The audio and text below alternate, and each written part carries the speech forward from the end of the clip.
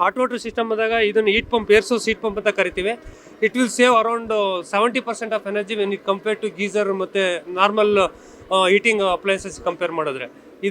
ಇದು environmental ಹೀಟ್ನ observe ಮಾಡಿಕೊಂಡು ಮತ್ತು ಸೋರ್ಸ್ ಕರೆಂಟಿಂದ ಸಿಸ್ಟಮ್ ರನ್ ಆಗ್ಲಿಕ್ಕೆ ತಗೊಂಡು ಆಲ್ಮೋಸ್ಟ್ 70% ಎನರ್ಜಿ ಸೇವ್ ಮಾಡಿಕೊಂಡು ಇದು ನಿಮ್ಗೆ ಹಾಟ್ ವಾಟರ್ ಜನ್ರೇಷನ್ ಕೊಡುತ್ತೆ.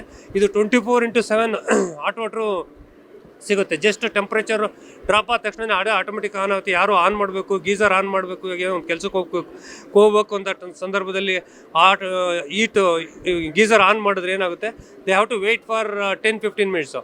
ಇದನ್ನ ಇರೋದ್ರಿಂದ ಕಂಫರ್ಟ್ನೆಸ್. ಈಗ ಅಡ್ವಾನ್ಸ್ ಮನೆಗಳಲ್ಲಿ ಡೂಪ್ಲೆಕ್ಸ್ ಮನೆ, ತ್ರಿಪ್ಲೆಕ್ಸ್ ಮನೆ ಕಟ್ಕೊಂಡಿರೋರಿಗೆ ಯಾರಿಗೂ ಟೈಮ್ ಇರಲ್ಲ. ಆಮೇಲೆ ಎಲ್ಲರೂ ಅವರವರಾದ ಕೆಲಸದಲ್ಲಿ ಕಾರ್ಯದಲ್ಲಿ ಬ್ಯುಸಿಯಾಗಿರೋದ್ರಿಂದ ಈ ಥರ ಸಿಸ್ಟಮ್ ಅಡಾಪ್ಟ್ ಮಾಡ್ಕೊಳ್ಳೋದ್ರಿಂದ ಅವ್ರ ಟೈಮು ಸೇವ್ ಆಗುತ್ತೆ ಮತ್ತು ಕನ್ಸಿಸ್ಟೆಂಟ್ ವಾಟರ್ ಬರುತ್ತೆ. ಅದು ಮತ್ತು ಯಾವುದೇ ಕಾರಣಕ್ಕೆ ಅದು ಟ್ರಬಲ್ ಫ್ರೀ ಪ್ರಾಡಕ್ಟ್ ಅವ್ರು ಯೂಸ್ ಮಾಡ್ಬೋದು. ಟ್ರಬಲ್ ಫ್ರೀ ಹಾಟ್ ವಾಟರ್ನ ದೇ ಕ್ಯಾನ್ ಗೆಟ್. ಮತ್ತು ಇದು ಬಂದು ರೈನ್ ವಾಟರ್ ಹಾರ್ವೆಸ್ಟಿಂಗ್ಗೆ ನಾವು ಯೂಸ್ ಮಾಡ್ತೀವಿ.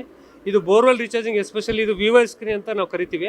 ಈ ಸ್ಕ್ರೀನ್ ಹಾಕ್ಬಿಟ್ಟು ನಾವು ಫಿಲ್ಟ್ರೇಷನ್ ಮಾಡೋದ್ರಿಂದ ರೈನ್ ವಾಟರ್ ಏನು ಮೇಲಿಂದ ಬರುತ್ತೆ, ಕ್ಯಾಚ್ಮೆಂಟ್ ಏರಿಯಾದಿಂದ ಬಂದಿದ್ದು ಇದ್ರ ಥ್ರೂ ಪಾಸ್ ಮಾಡಿ ನಾವು ಫಿಲ್ಟ್ರೇಷನ್ ಆಗಿ ಬೋರ್ವೆಲ್ಗೆ ಹೋಗುತ್ತೆ.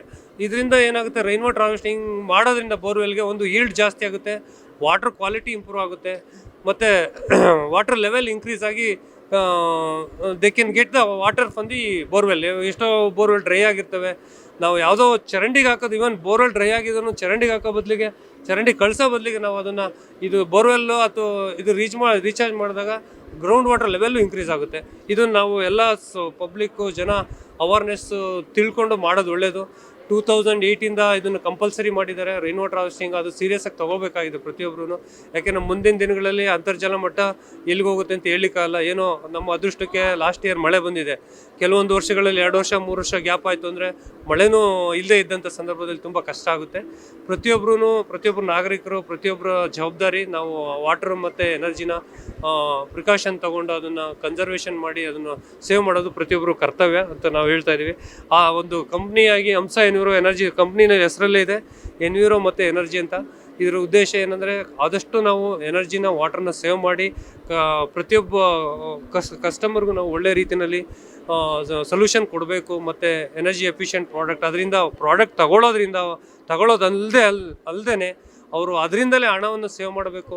ಮತ್ತು ಯಾವುದೇ ರೀತಿ ಸರ್ವಿಸ್ ತೊಂದರೆ ಇಲ್ಲದೆ ರೀತಿಯಲ್ಲಿ ನಾವು ಒಬ್ಬ ಟೆಕ್ನಿಷಿಯನ್ ಹೋಗ್ಬಿಟ್ರೆ ಎಲ್ಲ ಪ್ರಾಡಕ್ಟ್ನು ಸಹ ಸರ್ವಿಸ್ ಮಾಡೋ ಥರ ಇರುತ್ತೆ.